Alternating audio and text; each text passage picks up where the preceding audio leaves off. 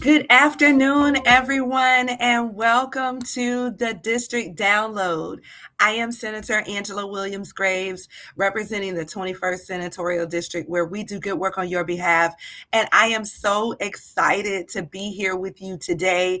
We are on the runway. If you've ever flown, you back away from the gate and then you're kind of taxiing down the runway, and then it gets faster and faster, and then the next thing you know, you're taking off. Well, we are on the runway to the 2026 General Assembly session, and I'm really excited about this year coming up. We have a trifecta, which does not mean that all things will be perfect. All right, just please know that.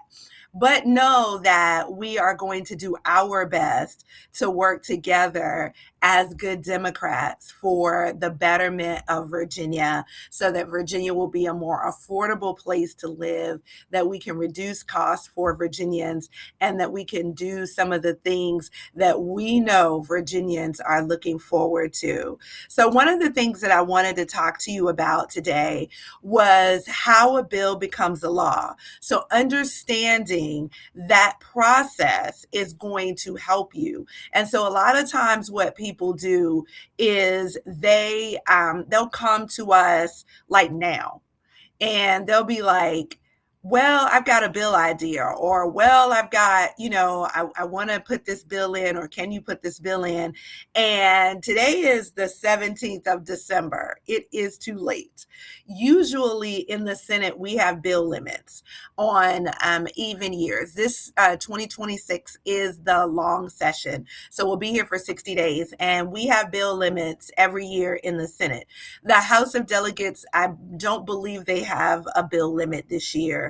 Usually everybody has a bill limit in the short years when we do the 45-day session on the odd number years. But so we have bill limits. And so if you're coming to someone right now, unless they're newly elected, they have bill limits. And more than likely, they have used all of their spots, because we've been working on legislation since September, October, getting ready, going. We didn't have an election, so we could spend November working on legislation rather, for the upcoming session. And so I thought it would be very helpful if we talked about how a bill becomes a law. And so, how a bill becomes a law. So, a senator or a delegate can introduce a bill. Now, bills have they come from lots of places. They'll come from citizens, they'll come from civic leagues, they'll come from special interest groups, they'll come from lobbyists. And what I will say to you is, every bill, people kind of have this bad or negative connotation on special interest groups. Okay. Sometimes y'all see me looking up. It's because my head is moving faster than my mouth can, right? But so sometimes people have this negative connotation of special interest groups. But special interest groups are simply a group of people who have come together around an issue, right? It can be the hand sanitizer special interest group. It can be the water bottle special interest group. It can be the cell phone special interest group.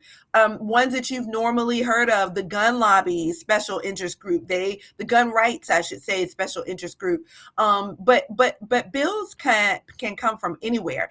And a lot of times what I find is that we have bills that will come to us from people's lived experience. So if you've encountered something in the course of doing business, in the course of dealing with another business, and the individuals or the businesses will say to you, well, that's Virginia law, and that's why we do it like that.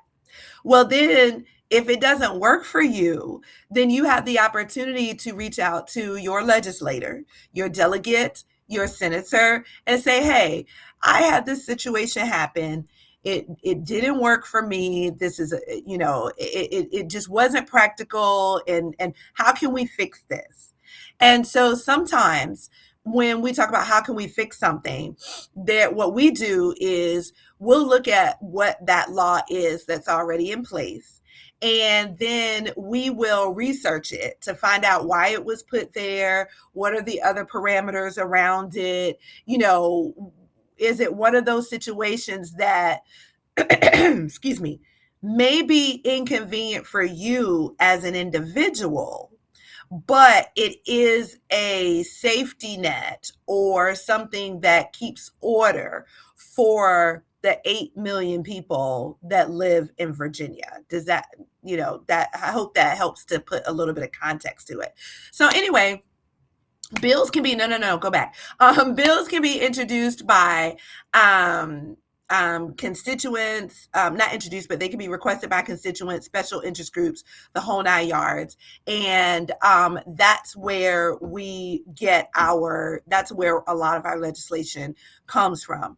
A lot of it also comes as we're going about our day-to-day lives and we find things that just don't make sense, or we're talking to other legislators and there are things that other states do that maybe Virginia doesn't do that we feel like would be helpful to the Commonwealth of Virginia and to the people here.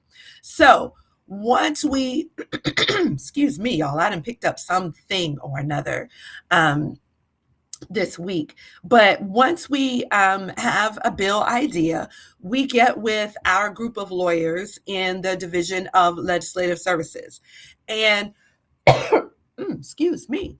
And the Division of Legislative Services is a group of incredible lawyers who are employees of the Commonwealth of Virginia, and their job is to research our idea for a bill. Now, the bill idea can be 3 or 4 sentences, it can be 3 or 4 paragraphs, or it can be whatever it is that you may have pulled from another state. Somebody could bring us, again, a bill from another state, and we can put it to the Constitution of Virginia to see what we need to do in order to enact that bill in Virginia, in our state. And so as we move to getting our bill idea reviewed by DLS, then they come back and they say, okay, here are the pros and cons of the bill. This is what the intended consequence is, but here are also some unintended consequences that you may find that you have to decide, Senator or Delegate, if these are things that you want to be, that you want to deal with, because every bill has its pros and its cons, right? Every piece of legislation does. So once they go through all that with us, they do what's called a draft. They work up a draft. They put a draft together of the bill. Then they send that draft over to us as legislators and say, hey, does this say what you want it to say? And so what we then do is read and review through it. If there was a special interest group that brought us the bill, we send them a copy of the draft. If there was an individual who brought us a bill idea, we work with that individual to see if this bill says what they think that it should say. And if it doesn't, what are the parameters? Why did we have to make the changes that we had to make?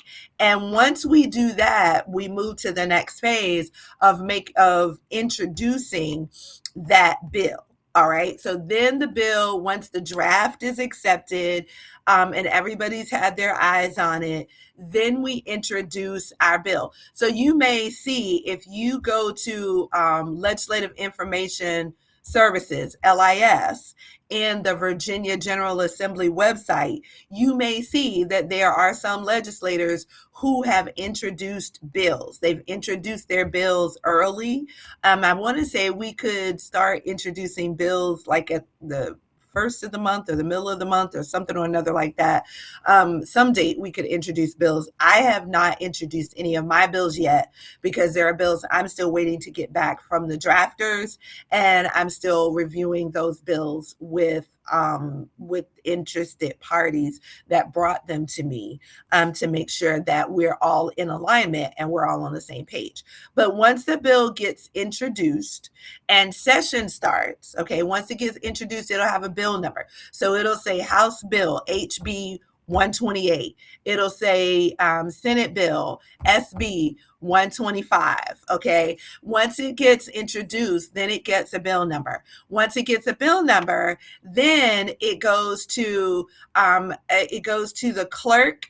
It goes to the clerk or the speaker, in order to get assigned to a committee. The committee assignments are based on the substance of the bill. So, for example, a bill about, I don't know, decriminalizing marijuana. All right. Would it go to the agriculture committee, or it wouldn't go to, I'm trying to think of a committee that it definitely wouldn't go to. It might go to agriculture because it's marijuana, but it's a legal thing, is my point. So that would probably go to the courts of justice committee, so that the lawyers, which that committee is packed with lawyers, can go through it and make sure that everything is everything. All right, y'all have heard me say that before. Everything is everything with the bill. But then in the same token, so the Speaker of the House delegates for House bills. The Senate clerk determines what bills go to what committees bills go to in the Senate, and then she assigns those bills to the Senate. Now, the committee chair may say, this is probably going to need some extra work. And so because it's going to need some extra work, I'm going to assign it to a subcommittee. Okay. And so then the subcommittee is going to meet during session. All committee meetings and subcommittee meetings happen during session. So then the subcommittee meeting will meet during session. And that's where the rubber really meets the road as it pertains to the bill and us kind of getting down to the nitty gritty. So during subcommittee meeting, if a bill goes to subcommittee, we can take public input in subcommittee. If a bill doesn't go to subcommittee and it just is assigned to a committee, then we can take public input from the committee meeting, in that committee meeting, and then the committee members will vote on that bill. Okay, so once we vote on the bill and we move from committee to whether or not if that bill is approved, then it moves to where it goes on into a House vote. So we move from introduction to committee or subcommittee. It gets approved or it passes out of committee or subcommittee, and then it moves on to the floor.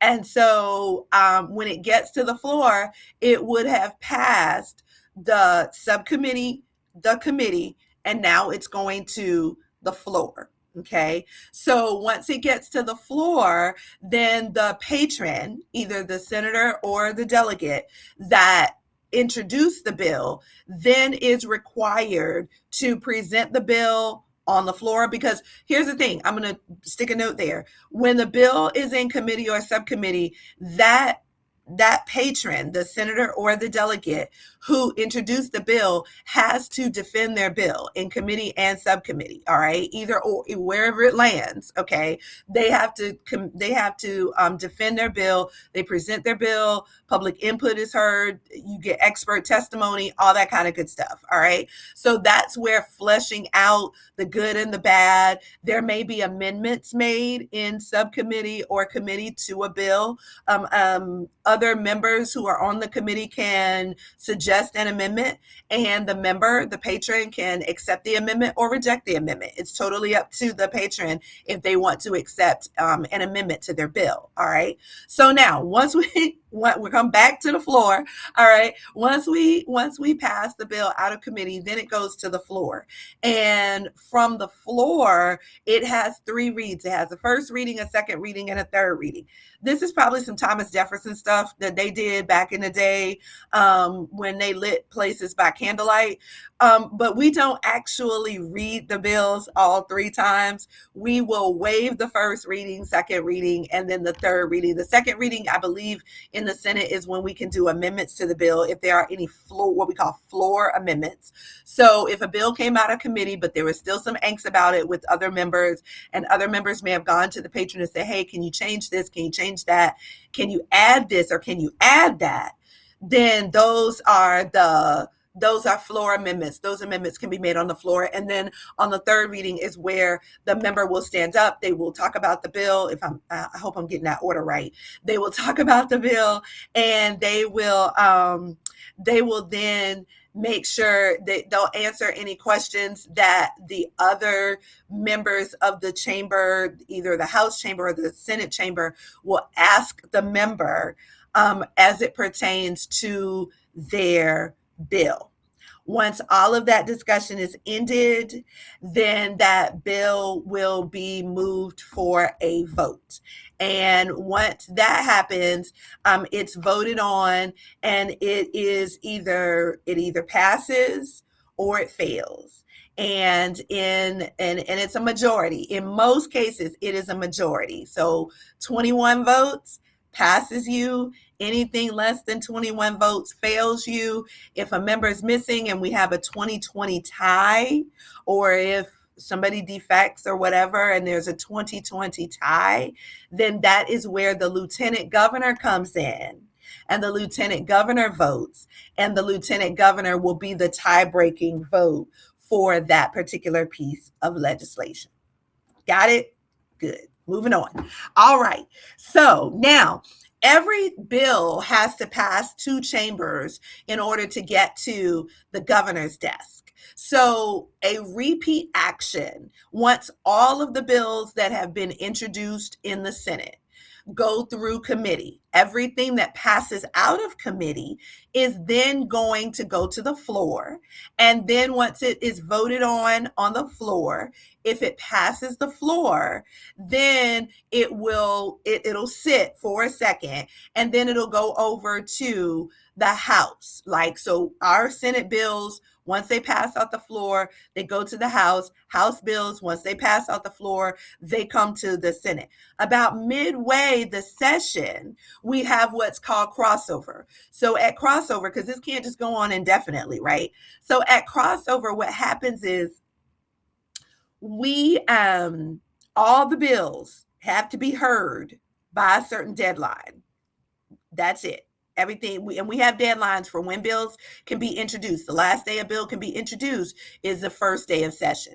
And so and there are a couple of little nuances to that, but in general terms, it's the first day of session. So anyway, once we get all the bills heard by crossover, then all the bills cross over the various chambers. Okay. So everything that was in the Senate goes to the House. Everything that was in the House goes to the Senate. And that's what is called crossover. So then that whole process starts all over again. So now here's the thing. The House has 14 committees. The Senate has 11 committees. There's more people in the House. There's 100 of them over there, and there's 40 of us over here. And so they have more committees. They just spread the wealth, right? And they have subcommittees.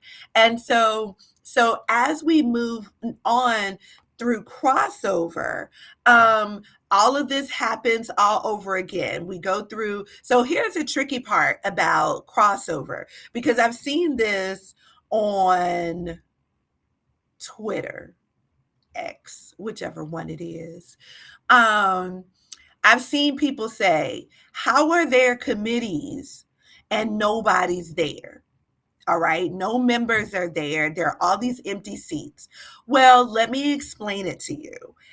After crossover, not only do members have to be in their committees. All right. So, like, I have my committee assignments. I have local government. I have agriculture. I have rehab and social services. And I also have general laws and technology.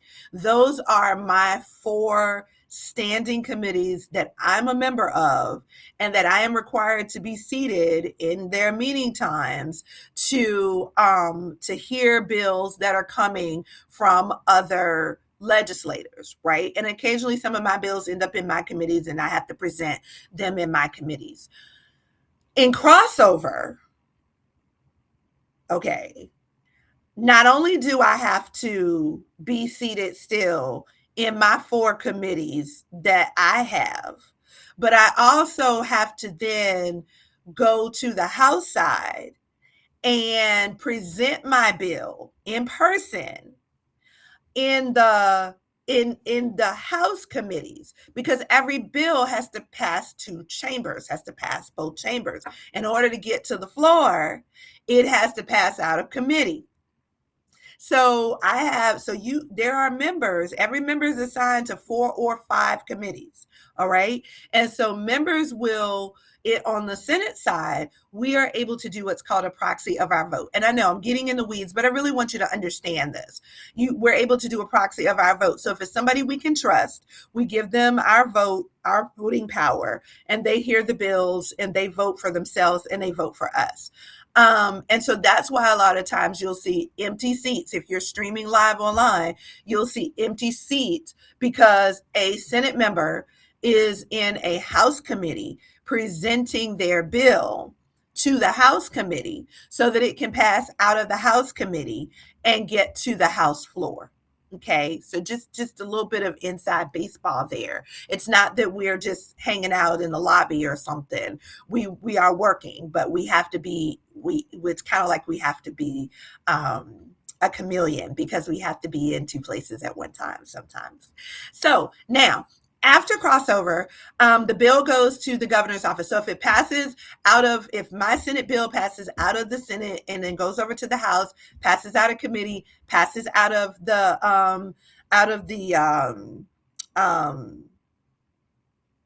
my mind just went blank, y'all. House floor. Yeah. If it passes out the House floor, then it would have passed both committees. It then goes to the governor's desk for her. I love saying that, y'all. For her signature. Okay. Never, ever, ever been able to say that in Virginia before, but it will go to the governor's desk for her signature. And she will either sign the bill into law, or she will amend the bill, or she will veto the bill, or she will do nothing and the bill will pass in without any governor's action. So she has 3 options there. So once we move through the governor's consideration, so any bill that she has amended, we come back for a reconvened session, give or take about 30-ish days after after our final day of session here in the regular session. We'll come back for reconvene. Anything that the governor has amended, then we have to take up those amendments. Either we agree with the amendments and we accept them, or we disagree with the amendments and we reject them and the bill dies. These things don't just live on into perpetuity. All right.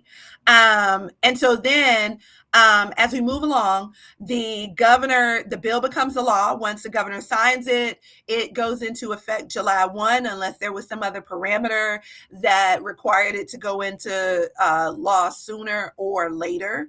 And if it's an emergency act, it can go into effect immediately upon the governor's signature. But that is where our bill becomes a law. So as we move to after the bill becomes a law, then Then on July 1, you'll hear these things that people say, oh, these are the new bills that are coming into law. We normally do a highlight of in this district download of bills that we feel like will be meaningful to you and impactful to your lives. We normally do a district download that talks about the new bills that are going into effect on July 1.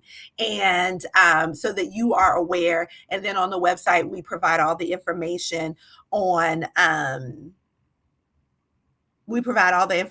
to the links. Y'all, my mind is just like all over the place right now. I'm sorry. But we provide a link to all the bills so that you can track and see what bills went into law, what things changed, the whole 9 yards. All right. So now, this is what we got. So one of the things that we do as the Norfolk delegation is we do a pre-session town hall. And in the pre-session town hall, it is the entire Norfolk delegation. And that is comprised of Benita Anthony, Delegate Benita Anthony, Delegate Jackie Glass, Delegate Phil Hernandez, Delegate Alex Askew, Senator Bill D. Steff, and myself. And it will be our town hall, and what we will be talking about are our priorities or bills that we want to highlight coming into the 2026 session. Now, that is on Saturday, January the 10th. It's 2 days before my birthday, y'all. Just saying. But it's Saturday, January the 10th, and it's going to be at 2:00 p.m. There is a bit.ly link on the screen for you to be able to register for that event, and you can listen if you're out and about, or if you're home, you can listen to it, you can watch, you will be able to ask questions, but all of us will be there, and we will be able to answer any questions that you might have. All right. So make sure you register for that. Then, oh my God, here we go. It is Norfolk at the Capitol Day. I am so excited about this. This started as an idea to just bring people to the Capitol, or give people the opportunity to come to the Capitol. So many people don't know that they can come to the Capitol. It's your Capitol. It's your building, right? It's your government. We are your representatives. I am your senator. And so we do Norfolk at the Capitol Day. It kicks off our engagement during session. And if you can't make it on Norfolk to the Capitol Day, come anyway. Take the time. This session runs from January 14th to March 14th. Okay. And so you've got 2 months. You've got 2 whole months. Just don't come on the weekend because we're not here. But you got 2 whole months in order to come to visit your legislator. And we do everything that we possibly can to ensure that we see all of the individuals who come through the Capitol who are from Norfolk. If you are from Norfolk, if you own a business in Norfolk, if you worship in Norfolk, if you just say the word Norfolk, I'm gonna make a very valiant effort to see you. Now, here's the thing. If you want to make sure that I see you, you can make an appointment. If you can't make it to Norfolk at the Capitol Day on January the 20th, Tuesday, January the 20th, if you can't do that, you can make an appointment, because we do have constituent appointments available for all throughout session. And that is the way that you can guarantee that I will see you. If you have a group of folks that's coming up, please make sure that you reach out to our office so that you can get on our calendar and you can be seen. We can see you, we can meet with you, we can talk about your priorities, we can do all of those things. But Norfolk at the Capitol Day is our day to celebrate folks from Norfolk, who are from Norfolk, who live in Norfolk, who work in Norfolk, who worship in Norfolk, who have businesses in Norfolk. It is our day, and all of the legislators from the city of Norfolk come through. We introduce folks on the Senate and House floors for their Norfolk at the Capitol Day. We love it, and it's so much fun. And so then we also have our nonprofit leaders. If you lead a nonprofit organization in Norfolk, if you lead a nonprofit nonprofit organization that does business in Norfolk, meaning that you service residents of Norfolk. We want to see you on February the 19th. That is a Tuesday. We want to see you on February 19th. We're going to roll out the red carpet for you, just like we do for Norfolk at the Capitol Day. We're going to make sure that the legislators from the various districts come by and say hello. And we're going to introduce you as well on the House and Senate floor. And so if you're a nonprofit leader, if you work in the nonprofit space, it is an awesome opportunity for you to see your government at work. So now what else do we have? Norfolk, and we've got constituent services. Here's the thing. No matter what we do, no matter where we are, no matter what we're doing, our goal is still to ensure that we are working for our constituents. So if you have an issue, if you have a need, if you have anything that you may need, we are the connectors of resources and people. All right. Now I'm going to tell you right now, we don't do it. Most of the time, we don't do it, all right? We are not an agency, but what we do is we connect folks to agencies and to government entities that can help them get their issue resolved. So that's what we do in constituent services. Give our office a call, 757-524-4941, extension 2, 757-524-4941, extension 2, or you can reach us, info@norfolksenator.com, info@norfolksenator.com. All right, this work is not done for free. It is the end of the year. I know we've had lots and lots of folks get elected, and y'all have been bombarded with donation requests, but I am asking you to help support the good work that we do on your behalf in Senate District 21 and make a donation, $5, $25, $50, $500, $5,000, whatever is your heart's desire. We thank you, we appreciate it, and we work really hard to ensure that we are supportive of the community and that we are good stewards of the dollars that you invest into our office.